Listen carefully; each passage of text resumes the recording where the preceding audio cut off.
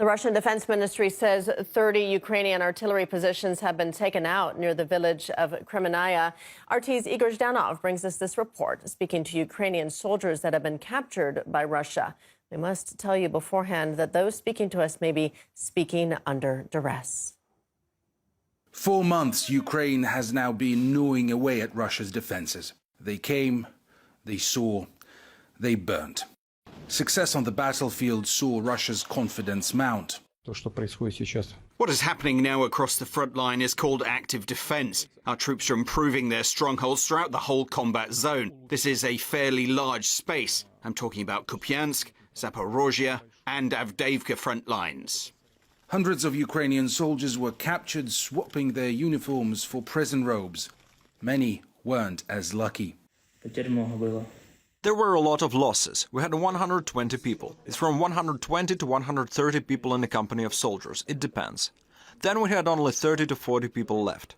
There are a lot of losses because most of the losses were from artillery and drones. At some times we didn't even reach the positions. The artillery was hitting us.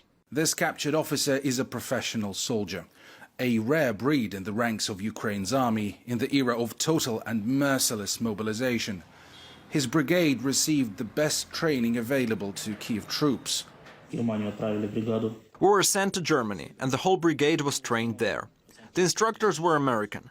There were no Germans. The gunners fired from Strikers with Browning machine guns. The drivers were trained to drive Strikers.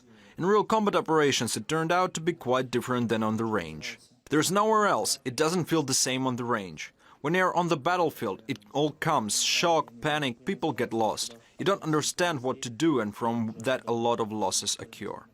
Instructors in the UK and France also failed their graduates. 2 other Ukrainian soldiers who chose to surrender share a similar story. There was a drone hanging over us. We couldn't get out or look around. Just 2 armed men approached us at the position and said that we were captured. We heard the drones work. There were already situations when the drone drops explosives. So we took shelter under the dugout under the overlap and waited for it to fly away. We heard shooting and explosions on the right flank, and we were surrounded. Then we heard an offer to come out with our hands up, and we replied that we would go out, don't shoot.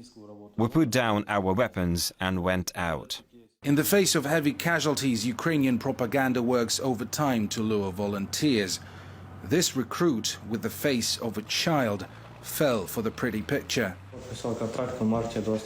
I signed a contract in March 2023. I wanted to be a medic, as I was trained in giving treatment in a hospital and in college. In civilian life, I would just be a nurse, collecting things, taking things, and it's not very critical. In reality, everything is very different.